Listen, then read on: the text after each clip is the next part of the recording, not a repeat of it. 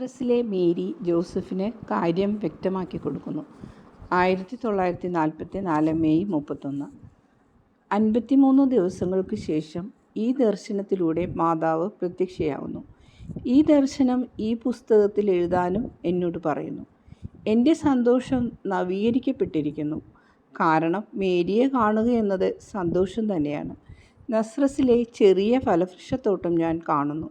ധാരാളം ശിഖരങ്ങളും ഇലകളും നിറഞ്ഞ ഒരു ആപ്പിൾ മരത്തിൻ്റെ തണലിലിരുന്ന് മേരി നൂൽ നൂൽക്കുന്നു.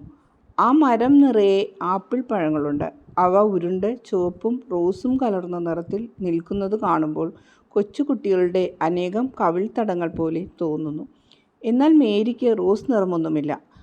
ഹെബ്രോണിൽ വെച്ചുണ്ടായിരുന്ന ആ സുന്ദരമായ നിറമെല്ലാം പോയി. ദന്തത്തിൻ്റെ നിറം പോലെ വിളറി വെളുത്തിരിക്കുന്നു. അധരങ്ങൾ മാത്രം അല്പം ചുമപ്പ് കലർന്ന ചിപ്പിയുടെ നിറത്തിലുണ്ട്. കൺപീലികൾ താഴ്ന്നിരിക്കുന്നു. അവയ്ക്കിടയിൽ കറുപ്പ് രേഖകളുണ്ട്. കണ്ണുകൾ വീർത്തിരിക്കുന്നു. കരഞ്ഞതുപോലെ തോന്നും. അവളുടെ ശിരസ് കുനിഞ്ഞിരിക്കുന്നതുകൊണ്ട് കണ്ണുകൾ എനിക്ക് കാണാൻ കഴിയുന്നില്ല. ജോലിയിൽ മുഴുകിയിരിക്കുന്ന മേരി തന്നെ അലട്ടുന്ന എന്തോ വിചാരത്തിലാണ് കൂടുതൽ ആമഗ്നയായിരിക്കുന്നത്. ഹൃദയത്തിൽ ദുഃഖമുള്ള ഒരാളെപ്പോലെ നെടുനിശ്വാസം ഉതിർക്കുന്നത് എനിക്ക് കേൾക്കാം. അവൾ വെള്ള വസ്ത്രങ്ങളാണ് ധരിച്ചിരിക്കുന്നത്, വെള്ള ലിനൻ. പൂക്കളുടെ പുതുമയിൽ നിന്ന് എനിക്ക് മനസ്സിലാകുന്നത് പ്രഭാത സമയമാണിപ്പോഴെന്നാണ്. എന്നിട്ടും പ്രകൃതി ആകെ ചൂടാണ്. അവളുടെ ശിരസ് മൂടിയിട്ടില്ല. സൂര്യപ്രകാശം ആപ്പിൾ മരത്തിൻ്റെ ഇലകൾക്കിടയിലൂടെ ഊർന്നിറങ്ങി താഴെയുള്ള പൂച്ചെടിത്തടങ്ങളിൽ പതിക്കുന്നു. അവ മേരിയുടെ ശിരസിലും ചെറിയ വൃത്തങ്ങൾ പതിപ്പിക്കുന്നു. അവളുടെ മുടി മുഴുവൻ തനി സ്വർണം പോലെ പ്രകാശിക്കുന്നു. വീട്ടിൽ നിന്നോ അയൽപ്പക്കത്തു നിന്നോ ഒരു ശബ്ദം പോലുമില്ല. അരുവിയിലൂടെ വെള്ളമൊഴുകുന്നത് ശബ്ദം മാത്രം കേൾക്കാം. വൃക്ഷത്തോട്ടത്തിലൂടെ വെള്ളമൊഴുകി താഴെയുള്ള കുഴിയിൽ പതിക്കുന്ന ശബ്ദമാണത്. വീടിൻ്റെ വാതിൽക്കൽ കനത്ത ശബ്ദത്തിലുള്ള ഒരു മുട്ടൽ കേട്ട് മേരി ഞെട്ടുന്നു. നൂൽത്തണ്ടും തക്ലിയും ഉടനെ താഴെ വെച്ചിട്ട് മേരി ചെന്ന് വാതിൽ തുറന്നു. അവളുടെ വസ്ത്രം വളരെ അയവുള്ളതും വലുതുമാണെങ്കിലും ശരീരത്തിൻ്റെ വികാസം പെട്ടെന്നറിയാം. ജോസഫ് മുമ്പിൽ നിൽക്കുന്നു. മേരിയുടെ അധരങ്ങളും ഇപ്പോൾ വിളറി വെളുത്തു. അവളുടെ മുഖത്ത് രക്തവർണം അല്പം പോലുമില്ല. അത് തിരുവോസ്തി പോലെയുണ്ട്. ദുഃഖത്തോടെ ചോദ്യമുതിർക്കുന്ന കണ്ണുകളോടെ അവൾ ജോസഫിനെ നോക്കുന്നു. യാചനാഭാവത്തിലുള്ള കണ്ണുകളോടെ ജോസഫ് മേരിയെ നോക്കുന്നു. രണ്ടുപേരും പരസ്പരം നോക്കുന്നു. ഒന്നും പറയുന്നില്ല. അനന്തരം മേരി പറയുന്നു, ഈ സമയത്തു ജോസഫേ, എന്തെങ്കിലും ആവശ്യമുണ്ടോ? എന്നോട് എന്താണ് പറയുവാനുള്ളത്? അകത്തേക്ക് വരൂ. ജോസഫ് അകത്തേക്ക് പ്രവേശിക്കുകയും വാതിലടക്കുകയും ചെയ്യുന്നു. എന്നാലും മൗനം തന്നെ. പറയൂ ജോസഫ്, എന്താണ് വേണ്ടത്? ഞാൻ എന്ത് ചെയ്യണം? നീ എന്നോട് ക്ഷമിക്കണം. മുട്ടുകുത്താനാണെന്ന് തോന്നുന്നു. ജോസഫ് കുനിയുന്നു. എന്നാൽ ഒരിക്കലും ജോസഫിനെ സ്പർശിച്ചിട്ടില്ലാത്ത മേരി ശക്തിയായി അദ്ദേഹത്തിൻ്റെ തോളിൽ പിടിച്ച് തടയുന്നു. മേരിയുടെ മുഖം മാറി മാറി ചുമപ്പും വെളുപ്പുമാകുന്നു. ഞാൻ നിന്നോട് ക്ഷമിക്കണമെന്നാണോ ആവശ്യപ്പെടുന്നത്? എനിക്ക് ക്ഷമിക്കാനൊന്നുമില്ലല്ലോ ജോസഫേ. ഞാനിവിടെ ഇല്ലാതിരുന്ന സമയത്ത് ഇവിടെ ചെയ്ത എല്ലാറ്റിനും എന്നോടുള്ള സ്നേഹത്തിനും ഞാൻ ഒന്നുകൂടി നന്ദി പറയുന്നു. ജോസഫ് അവളെ നോക്കുന്നു. രണ്ട് വലിയ കണ്ണുനീർത്തുള്ളികൾ കണ്ണിൻ്റെ കൂടി നിറഞ്ഞു നിൽക്കുന്നു. ഒരു പാത്രത്തിൽ നിറഞ്ഞു നിൽക്കുന്നത് പോലെ നിന്നിട്ട് അവ കവിൾത്തടത്തിലൂടെ ഉരുണ്ട് താടിമീശയിലേക്ക് ഒഴുകുന്നു. എന്നോട് ക്ഷമിക്കൂ മേരി, ഞാൻ നിന്നെ അവിശ്വസിച്ചു. ഇപ്പോഴെനിക്കറിയാം, ഇത്ര വലിയ നിധി ലഭിക്കാൻ ഞാൻ അർഹനല്ല. ഞാൻ സ്നേഹമില്ലാത്തവനായിപ്പോയി. എൻ്റെ ഹൃദയത്തിൽ നിന്നെ ഞാൻ കുറ്റപ്പെടുത്തി. അന്യായമായി ഞാൻ കുറ്റപ്പെടുത്തി.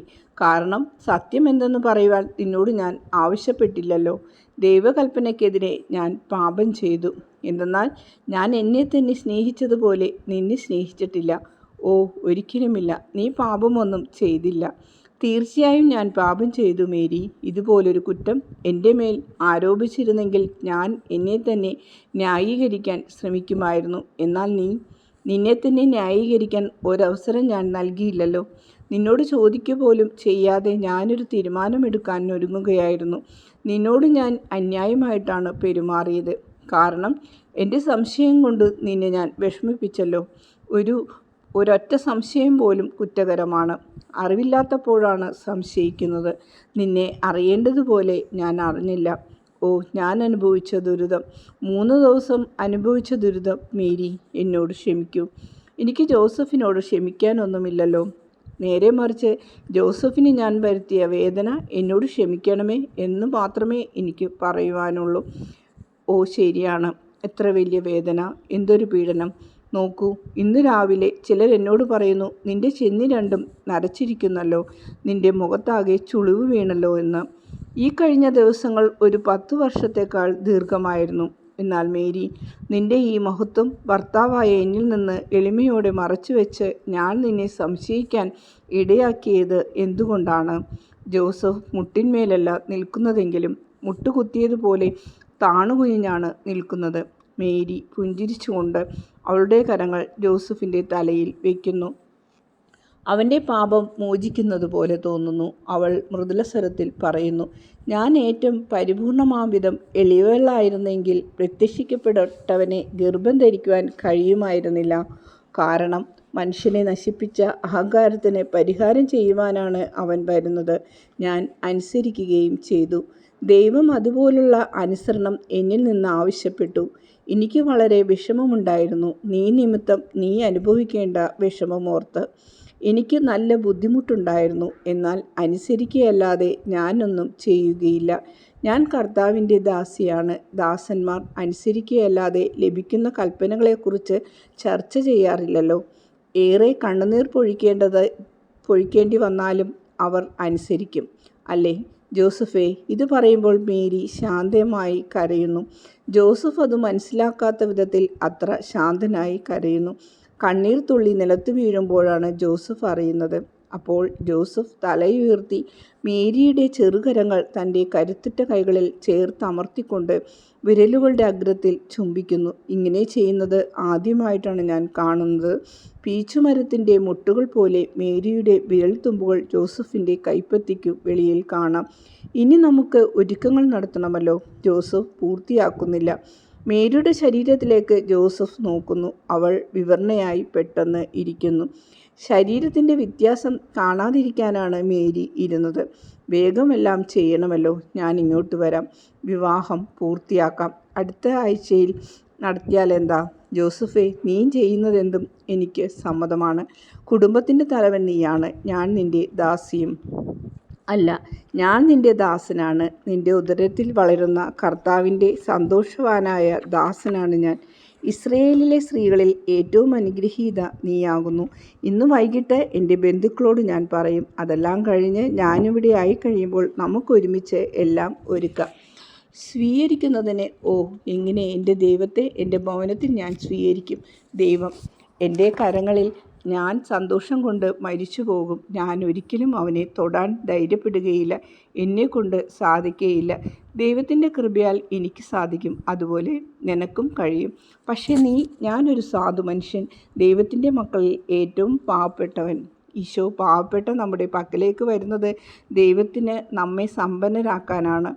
നമ്മൾ ഏറ്റവും പാവപ്പെട്ടവരായതുകൊണ്ടും നമ്മൾ അത് അംഗീകരിക്കുന്നത് കൊണ്ടുമാണ് നമ്മുടെ പക്കലേക്ക് ദൈവം വരുന്നത്. സന്തോഷിക്കൂ ജോസഫേ, എത്രയോ കാലമായി നമ്മൾ കാത്തിരിക്കുന്ന രാജാവിനെ ദാവീദിൻ്റെ ഭവനത്തിന് ലഭിച്ചിരിക്കുന്നു. നമ്മുടെ ഭവനം സോളമൻ്റെ കൊട്ടാരത്തേക്കാൾ പ്രതാപമുള്ളതായി തീരും. കാരണം സ്വർഗം ഇവിടെയായിരിക്കും. സമാധാനത്തിൻ്റെ രഹസ്യം. പിൽക്കാലങ്ങളിൽ മാത്രം ആളുകൾ പരിചയപ്പെടാൻ പോകുന്ന സമാധാനത്തിൻ്റെ രഹസ്യം നമ്മൾ ദൈവവുമായി പങ്കുവെക്കുകയായിരിക്കും. നമ്മുടെ ഇടയിൽ അവൻ വളരും. നമ്മുടെ കരങ്ങൾ രക്ഷകന് തൊട്ടിലായിത്തീരും. നമ്മുടെ ജോലി കൊണ്ട് അവന് അപ്പം നേടിക്കൊടുക്കും. ഓ ജോസഫേ, നമ്മെ അപ്പ, അമ്മേ എന്ന് വിളിക്കുന്ന ദൈവത്തിൻ്റെ സ്വരം നമ്മൾ കേൾക്കും. ഓ മേരി, ആനന്ദാശ്രുക്കൾ പൊഴിക്കുന്നു. എത്ര മാധുര്യമേറിയ കണ്ണീർ! മുട്ടിമേൽ നിൽക്കുന്ന ജോസഫ് കരയുകയാണ്. ജോസഫിൻ്റെ തല മേരിയുടെ നിലമുട്ടി താണുകിടക്കുന്ന വലിയ ഉടുപ്പിൻ്റെ മടക്കുകളിൽ മറഞ്ഞിരിക്കുന്നു.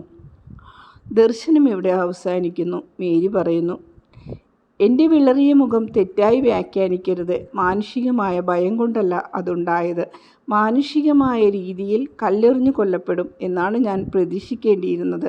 എന്നാൽ അതോർത്തല്ല ഭയപ്പെട്ടത്. ജോസഫിൻ്റെ വേദന നിമിത്തമാണ് ഞാൻ സങ്കടപ്പെട്ടത്. ജോസഫ് എന്നെ കുറ്റപ്പെടുത്തും എന്നോർത്ത് ഞാൻ അസ്വസ്ഥയായില്ല. എൻ്റെ ഏക ദുഃഖവും ഭയവും ജോസഫിന് ഉപവിയില്ലാതാകുമോ? എന്നെ കുറ്റപ്പെടുത്തുന്നത് നിർബന്ധം പിടിക്കുമോ എന്നതായിരുന്നു. അതുകൊണ്ടാണ് ജോസഫിനെ കണ്ടപ്പോൾ എൻ്റെ രക്തമെല്ലാം ചങ്കിലേക്ക് പ്രവഹിച്ചത്. നീതിമാൻ പോലും ഉപവിയില്ലായ്മ നിമിത്തം നീതിരഹിതനാകാൻ സാധ്യതയുള്ള നിമിഷങ്ങളായിരുന്നു അവ. ഒരിക്കലും തെറ്റ് ചെയ്തിട്ടില്ലാത്ത ഒരു നീതിമാന് ഒരു അബദ്ധം പറ്റുകയാണെങ്കിൽ അതേക്കുറിച്ച് ഞാൻ അങ്ങേയറ്റം അസ്വസ്ഥയാകും.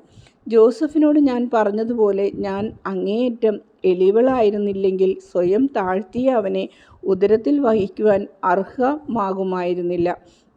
മനുഷ്യവംശത്തിൻ്റെ അഹങ്കാരത്തിന് പരിഹാരം ചെയ്യാൻ ദൈവമായ അവിടുന്ന് തന്നെ തന്നെ എത്രയോ താഴ്ത്തി മനുഷ്യനായി. സുവിശേഷങ്ങളിൽ ഒന്നിലും വിവരിക്കപ്പെട്ടിട്ടില്ലാത്ത ഈ രംഗം ഞാൻ കാണിച്ചു തന്നത് ദൈവത്തിന് പ്രീതിയുള്ളവരായി തീരാൻ എന്തെല്ലാമാണ് ആവശ്യമെന്ന് നിങ്ങളെ മനസ്സിലാക്കാനാണ്. പലപ്പോഴും ആളുകൾ തെറ്റായി വ്യാഖ്യാനിക്കപ്പെടുന്നു, തെറ്റായി നയിക്കപ്പെടുന്നു. ദൈവം നമ്മുടെ ഹൃദയങ്ങളെ നിരന്തരം വിളിച്ചുകൊണ്ടാണ് ഇരിക്കുന്നത്. അത് ശ്രവിക്കണമെങ്കിൽ ഈ കാര്യങ്ങളെല്ലാം ആവശ്യമാണ്.